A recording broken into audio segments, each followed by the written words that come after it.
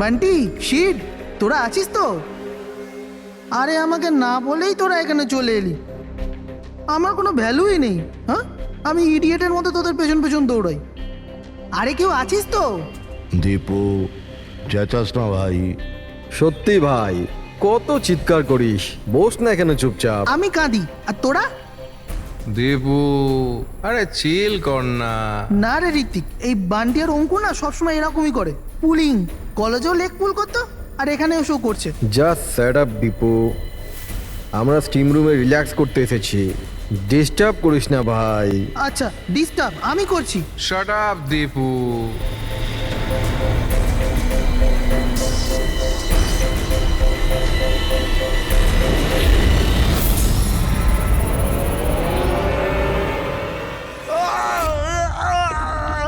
কি হলো রে দীপু, কি হয়েছে? আরে আমি কিছু করিনি। তাহলে এই চিৎকারটা কিসে? আরে কেউ দরজাটা খোলো, স্টিম কম হলে তবে তো দেখতে পাবো।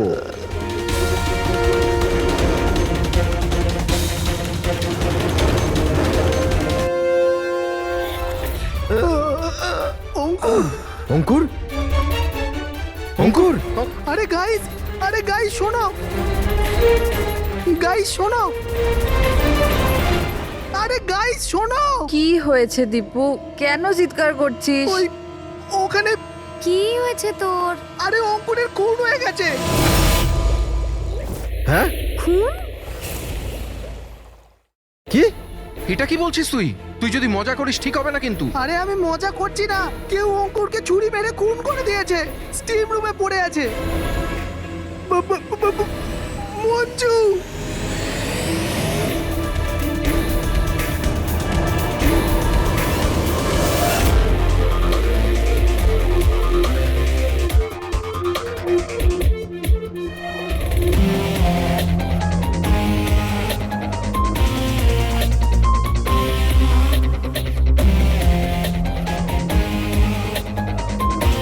আসুন স্যার।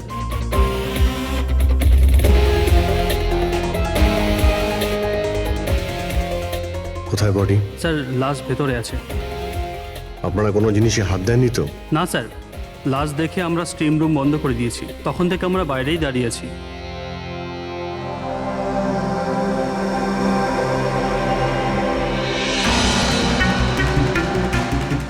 অভিজিৎ, এই দেখো, এই এই গলাটার নার্ভ কেটে গেছে, এখান থেকে অনেক রক্ত বেরিয়েছে, সেই জন্য মারা গেছে। স্যার এরা বলছে যে ছুরি মারা হয়েছে, কিন্তু আঘাত তো দেখতে পাচ্ছি না।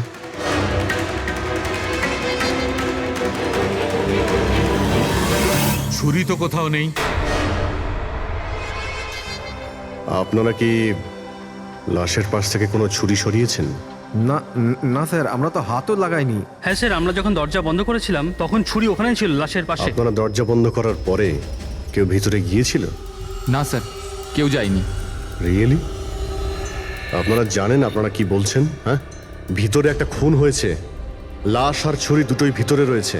আপনারা দরজা বন্ধ করে বাইরে আসেন, কেউ ভিতরে ঢোকেও নি, আর ছুরি ছুরি হঠাৎ করে ভ্যানিশ হয়ে যায়। হ্যাঁ, কেউ কি এখানে বলবেন আমাকে কি করে এটা সম্ভব? স্যার, মনে হচ্ছে ওরা যখন এদিকে পালিয়ে আসছিল ছুরিটা কেউ লুকিয়ে দিয়েছে। তল্লাশি নাও এদের, তল্লাশি নাও। হাত উঁচু করো।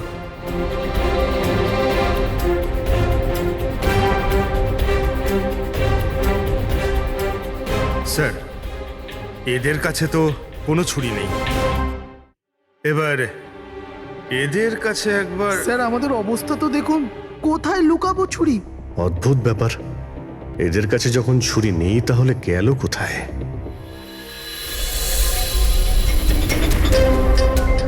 স্যারের গলায় ছুরির আঘাত রয়েছে।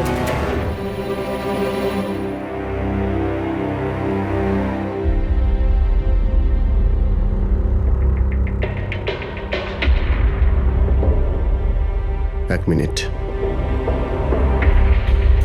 হ্যাঁ দয়া, ওখানে অঙ্কুরের মৃত্যু কি করে হয়েছে, কিভাবে? খুনি ওর গলায় ছুরি মেরেছে। এখানে মঞ্জুর খুনও ঠিক ওইভাবেই হয়েছে। দয়া, যে ছুরি দিয়ে খুন করা হয়েছে সেই ছুরিটা আছে ওখানে? হ্যাঁ আছে। এই যে, কেন কি হয়েছে? ভাই, এখানে ছুরি পাওয়া যাচ্ছে না। কি? ছুরি উধাও হয়ে গেছে? আচ্ছা, একই রিসর্টে একই সাথে দুটো আলাদা আলাদা জায়গায় দুজন বন্ধুর খুন, তাও আবার ঠিক একইভাবে। ঠিক আছে, আমি তোমাকে পরে কল করছি। পুরবি, এই ছুরিটাকেও ফরেন্সিকে পাঠিয়ে দাও।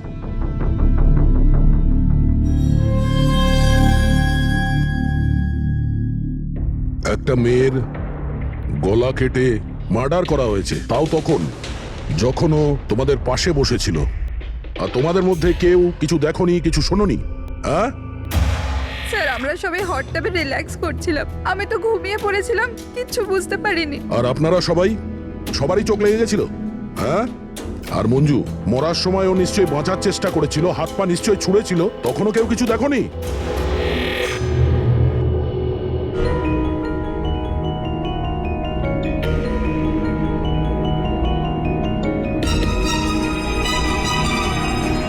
স্যার, হ্যাঁ, স্যার আপনি এখান থেকে ছুরিটা তুলেছেন? ছুরি না তো? কেন? স্যার, ছুরিটা পাওয়া যাচ্ছে না। ছুরি নেই? এক্ষুনি তো এখানেই ছিল, কোথায় গেল?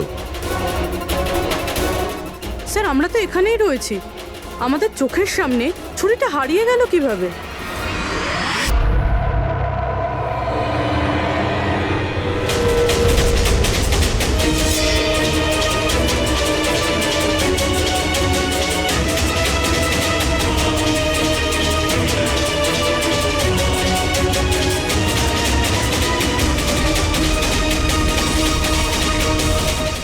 ঋত্বিক, এবার তোর পালা।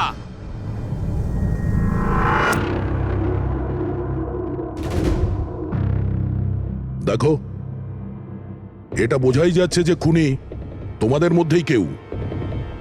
এখন সত্যি কথা বলে দাও, কি অঙ্কুর আর মঞ্জুকে কে প্রাণে মারতে চেয়েছিল? আপনাদের এটা মনে হচ্ছে যে আমরা ওদের মেরেছি? স্যার, ওরা তো আমাদের বন্ধু ছিল, আমরা ওদের কেন মারবো? এই কুম্ভীরাশ্রু আমাকে দেখিও না, বুঝেছো? যখন ওদের দুজনের খুন হয়েছিল তখন তোমরাই ছিলে ওদের পাশে, তোমরাই। এখন এই নাটক বন্ধ করো আর সত্যি কথা বলো, তোমাদের মধ্যে কে ওদের এত ঘৃণা করতো যে ওদেরকে খুন করতে হয়েছে? তোমরা সবাই কলেজে একসাথে পড়তে না?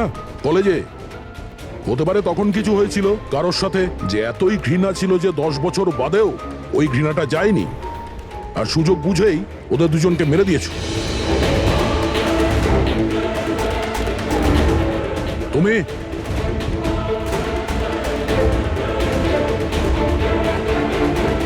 না, তুমি ভালো এতেই হবে যে নিজেদের দোষ স্বীকার করে নাও, বুঝেছো?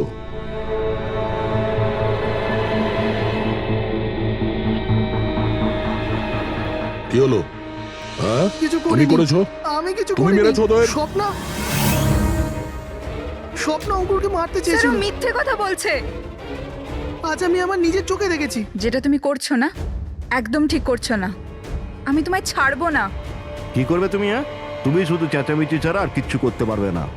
তোমার চাবি আমার হাতে আছে, আমার হাতের কাঠপুতুল তুমি। আমি যেরকম চাইবো তুমি সেরকমই করবে, এটা তুমিও জানো। তাই let me go. I hate you, Bye. I hate you Ankur, I hate you. আমি তোমাকে ছাড়বো না, আমি তোমায় মেরে ফেলবো, প্রাণে মেরে ফেলবো। স্বপ্না, কি বলছো?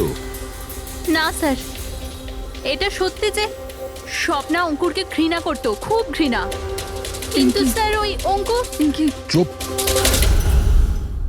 কিন্তু কি? স্বপ্না আর অঙ্কুর হাজবেন্ড ওয়াইফ ছিল, কিন্তু অঙ্কুর স্বপ্নাকে ছেড়ে দিয়েছিল। ওদের ডিভোর্স হওয়ার কথা ছিল। তা সেই কারণে তুমি অঙ্কুরকে এত ঘৃণা করতে? হ্যাঁ স্যার, সেটা কোনো কারণ নয়। আমাদের ডিভোর্স তো এমনিতেও হয়ে যেত। ওই লোকটা আমার বাচ্চাদের আমার থেকে ছিনিয়ে নিতে চেয়েছিল।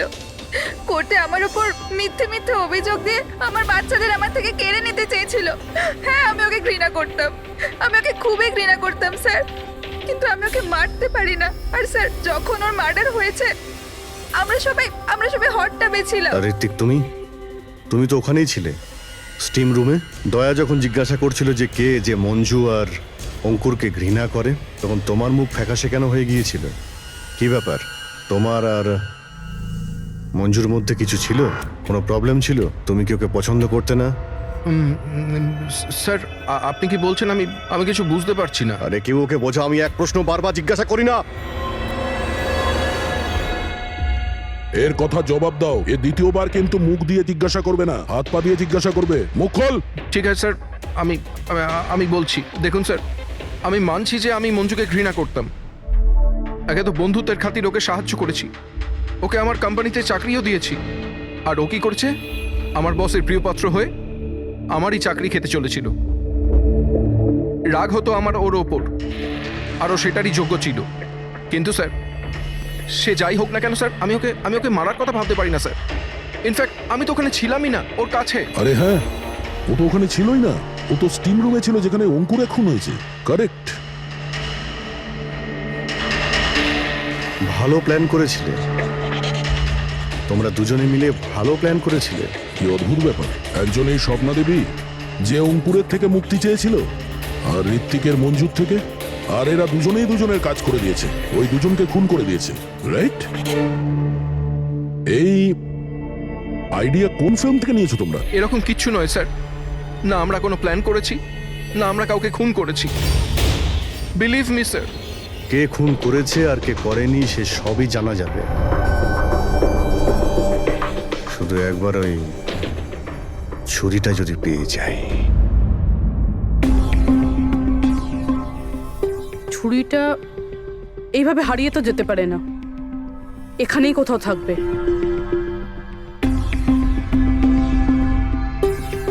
পুরবি, ছুরিটা পেলে?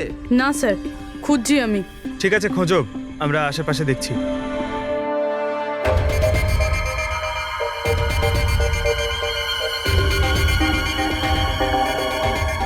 Ready sir?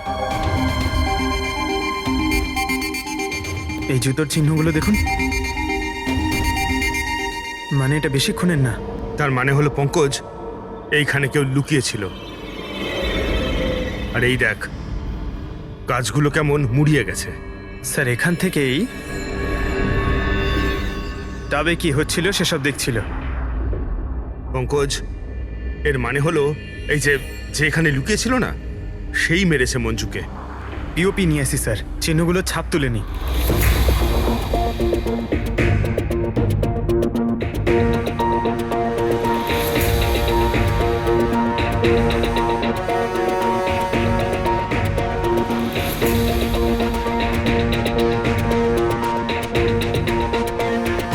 স্যার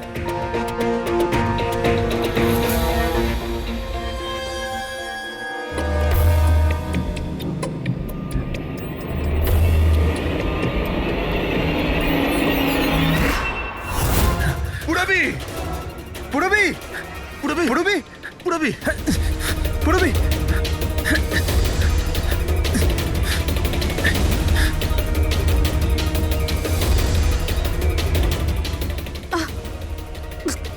পুরবি, পুরবি।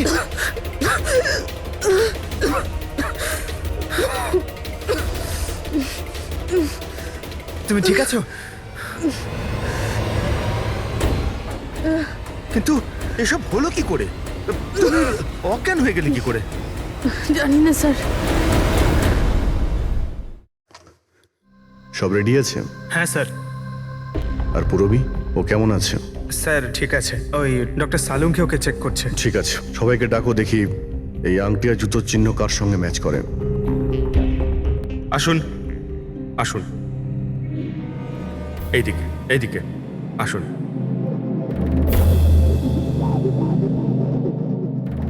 দেখুন, আমরা খুনির সাথে যুক্ত কিছু প্রমাণ পেয়েছি, যেমন হলো এই জুতোর ছাপ। আর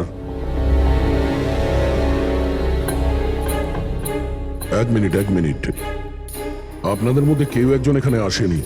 কে আসেনি? ঋত্বিক। ঋত্বিককে দেখা যাচ্ছে না, কোথায় ও? স্যার ওর খিদে পেয়েছিল তো ও কিচেনের দিকে কিছু খেতে গেছে। খিদে পেয়েছে? দয়া, তুমি শুরু করো, আমি দেখে আসি ও কিচেনে কি খাচ্ছে।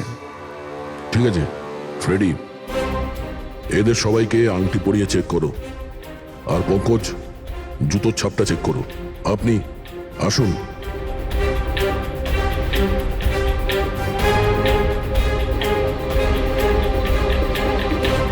Next.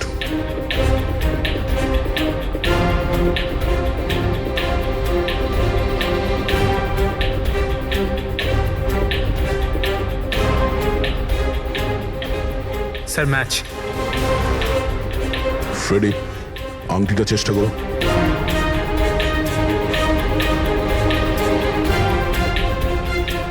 Sir perfect match. Ankita, ওইখানে দাঁড়িয়ে যাও। Next. Next.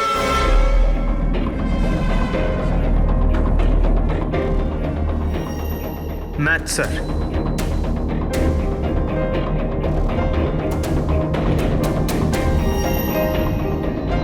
Next.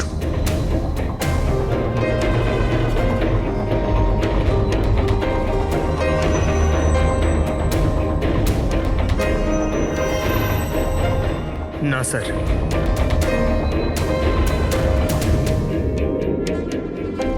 Match sir. আংটি। ম্যাচ। তাহলে আপনাদের তিনজনের মধ্যে কেউ ওই গাছের পেছনে লুকিয়েছিলেন, মঞ্জুকে খুন করার আগে কিংবা খুন করার পরে।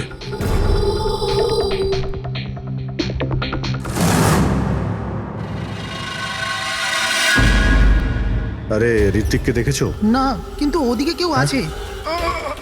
ঋত্বিক, ও নো। হ্যাঁ অভিজিৎ। আরে ভাই, ঋত্বিককে কেউ খুন করেছে।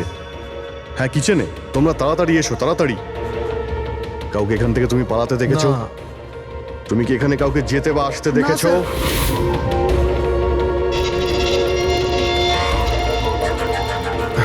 হ্যাঁ, এইদিকে, এদিকে আসুন। ও মাই গড! আরে ভাই, আমি এসে দেখি ছুরি ওর গলায় লেগে রয়েছে। আমার সামনেইও পড়েছে। ভাই খারাপ লাগছে, যদি একটু আগে আসতে পারতাম তাহলে। আরে ধরা পড়বে ও। ভাই তিনটে খুন হয়ে গেল।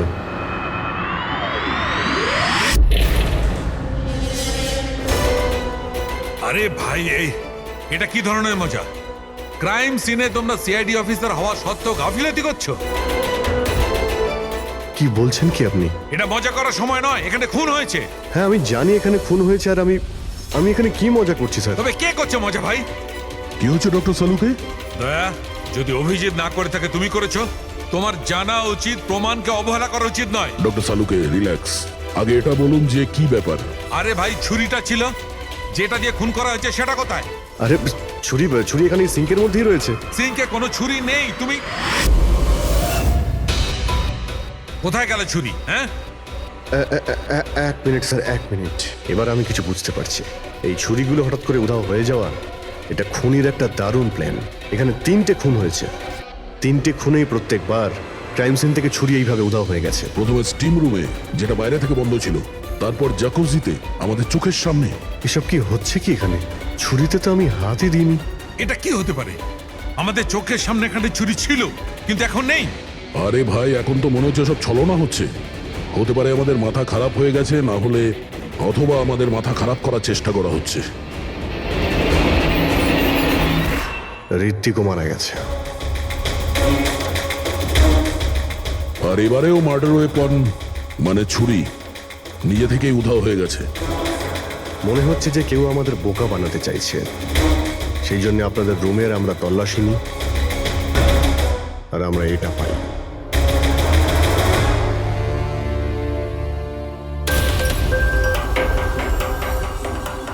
কি বান্টি? না না না না স্যার, আমি কিছুই করিনি। আমি কাউকে হিপনোটাইজ করিনি স্যার। স্যার আমি সত্যি বলছি স্যার, আমি কিছু রিল্যাক্স করিনি। বান্টি, রিল্যাক্স। আমরা জানি যে তুমি কাউকে হিপনোটাইজ করোনি, কারণ যখন কিচেন সিঙ্ক থেকে ওই ছুরিটা উধাও হয়ে গেল তখন আমরা পুরো সজ্ঞানে ছিলাম। এটা ঠিক যে তুমি সম্মোহিত করোনি, কিন্তু সম্মোহিত করতে তো পারো। তবে ওই জুতো আর আংটি এই 3জনেরই ফিট হয়েছে। এখন আমাদের এটা জানতে হবে যে এইগুলো আসলে কার।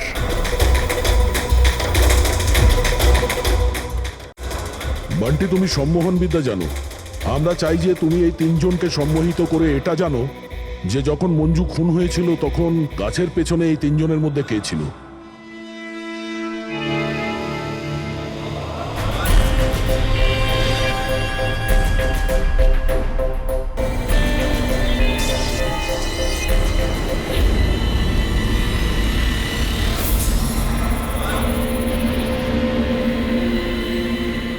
রিল্যাক্স,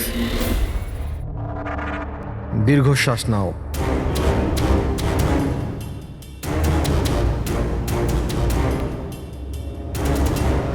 আমার দিকে তাকাও, আমার আওয়াজ শোনো, আর তোমাদের পুরো মন আমার আওয়াজের উপর নিবিষ্ট করো। গুড, দীর্ঘশ্বাস নাও, আর তোমাদের পুরো মন আমার আওয়াজের উপর নিবিষ্ট করো। আমার তুড়ি বাজাতেই তোমরা ওটাই করবে যেটা আমি বলবো।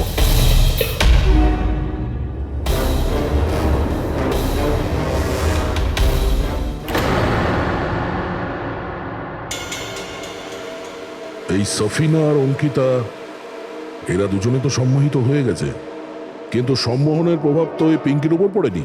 কারণ এই সম্মোহন টম্মোহন কিচ্ছু হয় না, আর যদি হয়েও থাকে তো এ কিছু জানে না। এ তো একজন ফ্রড। যদিও কিছু না পারে আর এরকম কিছু না হয়, তাহলে ওরা দুজন কি করে সম্মোহিত হলো? আর এই কারণেই যে এরা দুজনে কিছুই করেনি, আর সম্মোহনের জন্য তৈরি ছিল, আর ওদের মন বান্টির আওয়াজে কেন্দ্রিত ছিল। কিন্তু তুমি এটা করনি, তোমার ভয় ছিল যে আসল সত্যিটা না বেরিয়ে যায়, তাই তো? কি লুকোচ্ছ পিঙ্কি তুমি, হ্যাঁ? বান্টি, এদের সম্মোহন থেকে বাইরে নিয়ে এসো।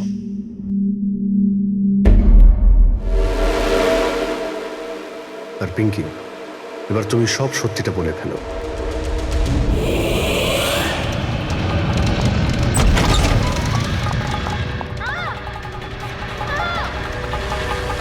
চল চল, এইসব করে কোনো লাভ নেই। গাছের পিছনে তুমিই লুকিয়ে বসেছিলে তো? হ্যাঁ, সেটা আমিই ছিলাম, কিন্তু আমি কারোর খুন করিনি।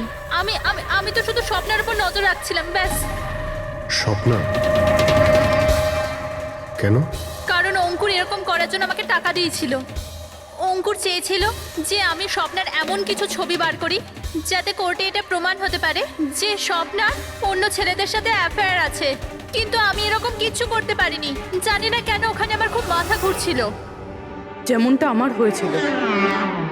আর আমি ওই ট্যাপটায় পড়ে যাই। আর এর কারণটা কি ছিল? স্যার ওই জলটাতে একটা কেমিক্যাল ছিল, আর ওখানে ভেপারের জন্য ওটা ওখানকার সবার নিঃশ্বাসের সাথে মিশে যায়। এই জন্য ওখানে সবাই নেশায় ছিল। ও, সেই জন্যই মঞ্জুকে খুন করার সময় কেউ দেখতে পায়নি, কারণ সবাই নেশাতেই ছিল। হতে পারে এই কারণেই ও নিজেকে বাঁচানোর চেষ্টাই করতে পারেনি। পিঙ্কি, তুমি ওই গাছের পিছনে কতক্ষণ ছিলে? যখন সবাই হট টাবে চলে এসেছিল তখন থেকে আধ ঘন্টা আমি ওখানেই ছিলাম। তাহলে তো খুনিকে নিশ্চয়ই তুমি দেখেছো, মনে করো।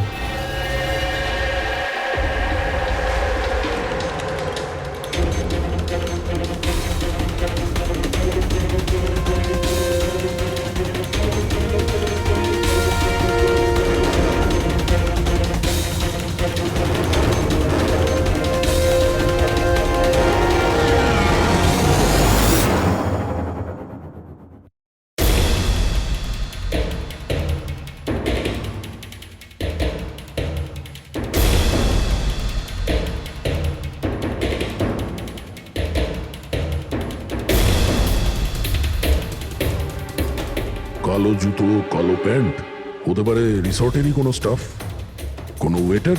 আর আমরা খেয়ালই করিনি এরা ছাড়াও অন্য কেউ খুন করতে পারে। চলো, দেরি করে হলো, এই কেসের কিছু প্রমাণ তো পাওয়া গেল, কিন্তু এই মার্ডার ওয়েপন নিজে থেকেই উধাও হয়ে যাচ্ছে। এর রহস্যটা কি?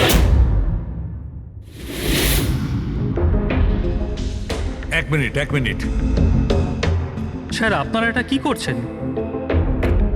ওই যে ছুরিটা এখান থেকে হারিয়ে গেছে, সেটাকে খুঁজছি। পালাই এখান থেকে, না হলে ফেসে যাব। চল।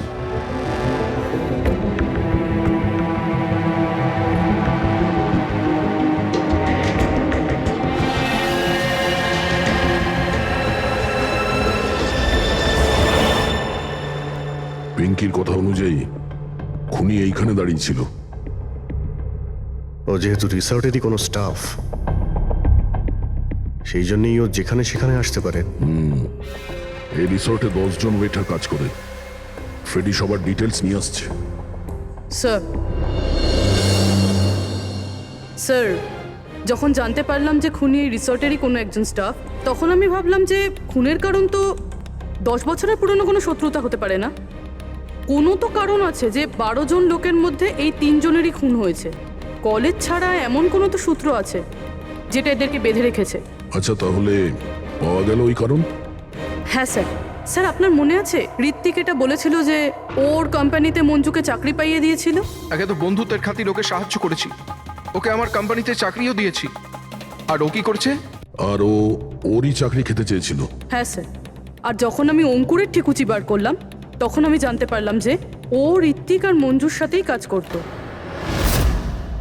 আচ্ছা। হ্যাঁ স্যার। ফিনিক্স রাইজিং ফার্মাসিউটিক্যালস, এই 3 জন মেডিসিনের ফিল্ডে একটা অনেক বড় রিসার্চ করছিল, আর আগামী 2 মাসের মধ্যেই ওরা এটার রেজাল্টও ঘোষণা করবে। আর এখন যখন এই 3 জনের খুন হয়ে গেল, তখন ওই কোম্পানির তো প্রচুর লস হয়ে গেল।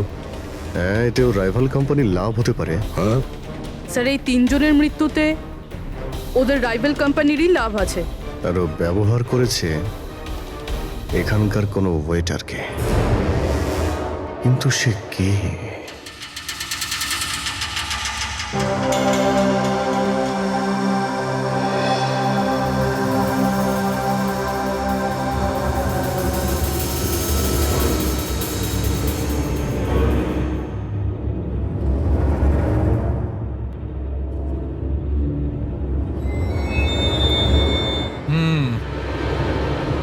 এই তিনটেতেই কিচ্ছু পাওয়া গেল না। স্যার, স্যার এটা স্টিম রুমের ড্রেনেজ থেকে কেটে নিয়ে এলাম, হয়তো এতে কিছু পেয়ে যাবেন। স্টিম রুম থেকে? হ্যাঁ স্যার।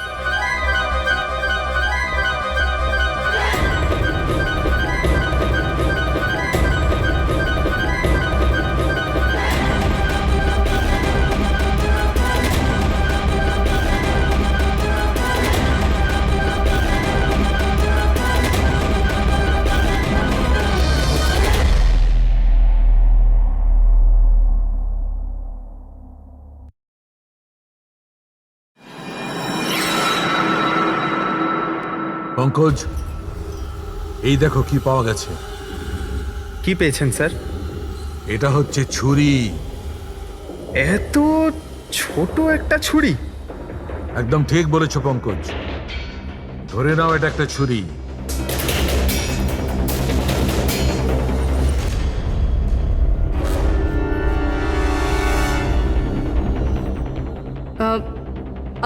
আপনারা প্লিজ বসে পড়ুন।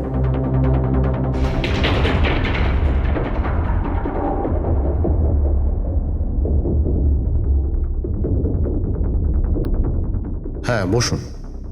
এবার আমরা আপনাদের কিছু কেরামতি দেখাতে চলেছি।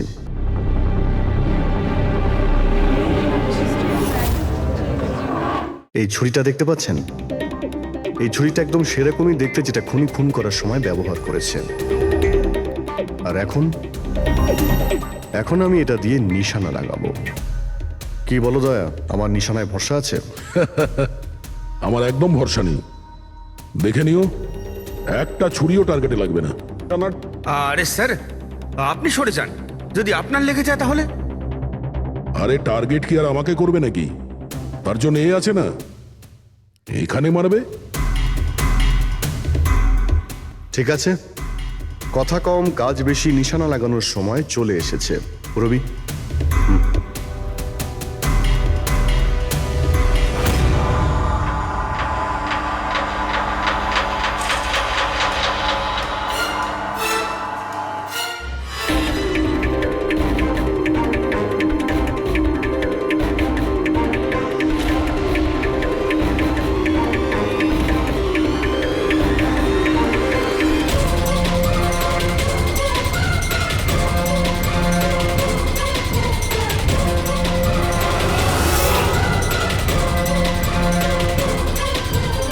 এবার আমার পালা।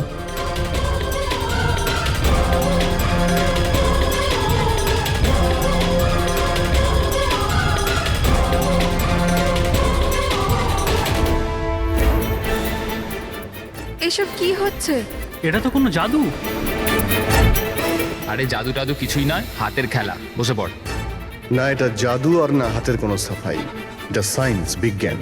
এখানে 3টে খুন হওয়ার পরে 3টে ছুরির উধাও হওয়ার পিছনেও এই বিজ্ঞানেরই হাত রয়েছে। আর এই 3টে কেসেই যেখানে খুন হয়েছে ওখানে জল পাওয়া গেছে, আর সেটাও যেটা তাপমাত্রা নর্মালের থেকে অনেকটাই বেশি ছিল, যেরকম স্টিম রুমে ভাপ। হট টাবে গরম জল, আর কিচেনেও সিঙ্কের কল থেকে বের হওয়া গরম জল। এই গরম জলের সাথে ছুরি উধাও হয়ে যাওয়ার সম্পর্ক কি? খুব গভীর সম্পর্ক। এই ছুরি লোহা কিংবা স্টিল দিয়ে হয়নি, বরঞ্চ এমন একটা ধাতু দিয়ে বানানো হয়েছে যে গরম হাওয়া কিংবা গরম জলে গেলেই গলে যায়। গ্যালিয়াম। দেখবে কি করে? হ্যাঁ,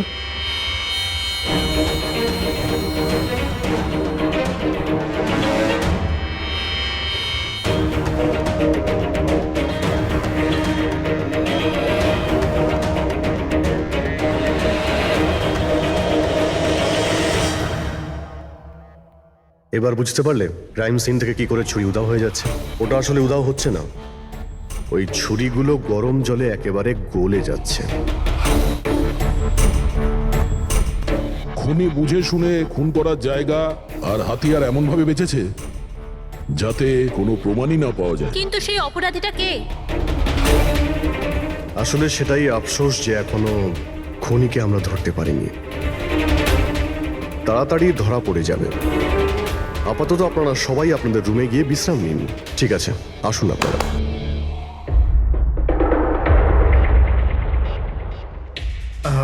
স্যার, এদেরকে যেতে কেন দিলেন? কারণ খুনির ব্যাপারে জানার জন্য আমাদের 15 মিনিট চাই। স্যার 15 মিনিটেই খুনিকে ধরা যাবে? 15 মিনিটের মধ্যে খুনিকে সে ব্যাপারে জানা যাবে। কিন্তু কিভাবে? দেখো ফ্রেডি, ডক্টর সালুকে যখন আমাদের এই গ্যালিয়ামের ব্যাপারে বললেন তখন আমরা বুঝলাম যে খুনি খুবই চালাক। এত সহজে ওকে ধরা যাবে না, আর তাও কোনো প্রমাণ আর কোনো সূত্র ছাড়া তো নয়। আর সেই কারণেই আমরা ডক্টর সালুকে এমন একটা কেমিক্যাল বানাতে বলেছি যেটা গ্যালিয়ামের সাথে মিশলেই ডাই হয়ে যায়। আর স্যার, এই চেয়ারগুলোতে আমরা সেই কেমিক্যালটাই স্প্রে করেছি যেটা এখন ওদের হাতে লেগে গেছে।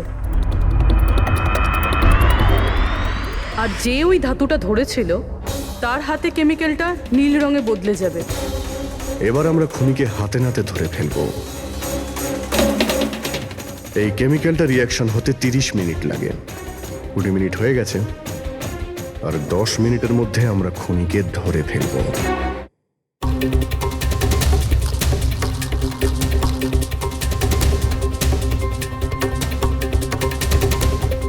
কি হলো, কিছু সাহায্য করবো নাকি? এটা এইভাবে উঠবে না, এটা তুলতে কেমিক্যাল লাগবে। কেমিক্যাল দিলেই উঠে যাবে, আর কেমিক্যাল আমাদের কাছে আছে। আমার পিছু নেবেন না, মেরে দেবো আমি।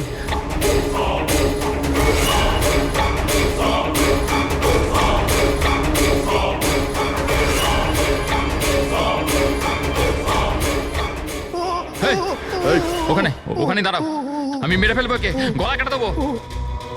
আর এই ছুরিটা না সত্যিকারের। আমি বলেছিলাম না তোমাদের সবাইকে রুমে থাকতে? আমার দ্বারা কন্ট্রোল হচ্ছিল না, তাই এসে গেছি। আমাকে ক্ষমা করে দিন। চুপ, চুপচাপ নিজেদের বন্দুকগুলো সুইমিং পুলে ফেলে দাও, নইলে আমি একে। না না, ঠিক আছে।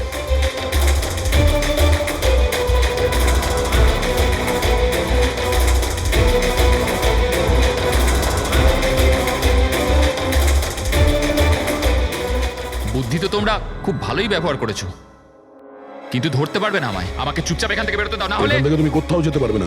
এই একদম বোকামি করো না, ছেড়ে দাও ওকে। আমি জানতাম যে তোমরা সত্যি জেনে যাবে আর আমাকে ধরে নেবে, সেই জন্য আমি সব ব্যবস্থা আগে থেকে করে রেখেছি। বাইরে পার্কিং লটে আমার একটা বাইক দাঁড়িয়ে আছে। আরে শোনো, তোমার প্ল্যানিং যে খুব ভালো সেটা আমরা জানি। কাছে আসবে না আমার। আচ্ছা, এদের তুমি কেন খুন করছো? হ্যাঁ, মেরে দেবো আমি একে। এদের খুন কেন করছো? আমার এদের সাথে কোনো শত্রুতা নেই, শত্রুতা ছিল এদের বসের সাথে। আমি ওই একই কোম্পানিতে কাজ করছিলাম যেখানে ওরা 3 জন কাজ করতো, আর ওই যে প্রজেক্টের জন্য ওরা 3 জন ক্রেডিট পাচ্ছিল, ওটা আমার করা প্রজেক্ট ছিল। আমি অনেক কষ্ট করেছিলাম ওই প্রজেক্টের জন্য। ওই লোকটা আমার জীবনটা শেষ করে দিল, আমাকে চাকরি থেকে বের করে দিল। তখনই আমি এটা ভাবলাম যে আমি ওর জীবন শেষ করে দেবো। আর এই প্রজেক্ট রিপোর্ট অ্যানাউন্সের ঠিক আগেই আমি ওই 3 জনকে মেরে ফেললাম। কিন্তু এসব তুমি কি করে করলে? মানে আমি বলতে চাইছি, এতগুলো লোককে একসঙ্গে রিসর্টে ডাকলে, আর তাও। আমি তো জানতাম ওরা তিনজন কলেজের বন্ধু। তারপর আমি এই রিসর্টের মধ্যে চাকরি নিলাম, আর তারপর আমি পিঙ্কিকে একটা দারুণ অফার দিলাম, এইখানে এই রিসর্টে পার্টি করা। তার মানে তুমি এই রিসর্টে যখন কাজ করতে তখন তো তুমি যে কোনো জায়গাতেই যাতায়াত করতে পারতে, খুন করে বেঁচেও যাচ্ছিলে, আর কেউ কিছু জানতেও পারছিল না, তাই না?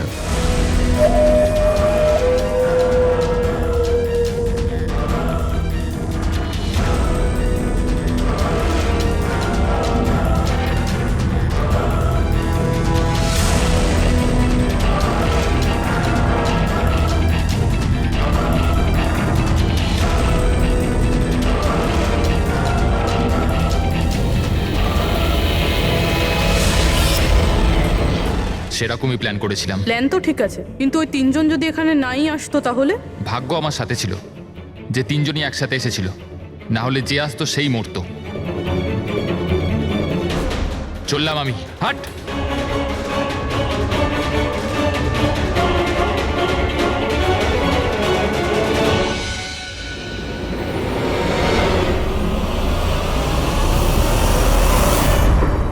তোমার কপাল যে সবসময় ভালো হবে এই কথার কোনো ভিত্তি নেই। চলো এবার তোমাকে আমরা কিছু গল্প শোনাই। চল।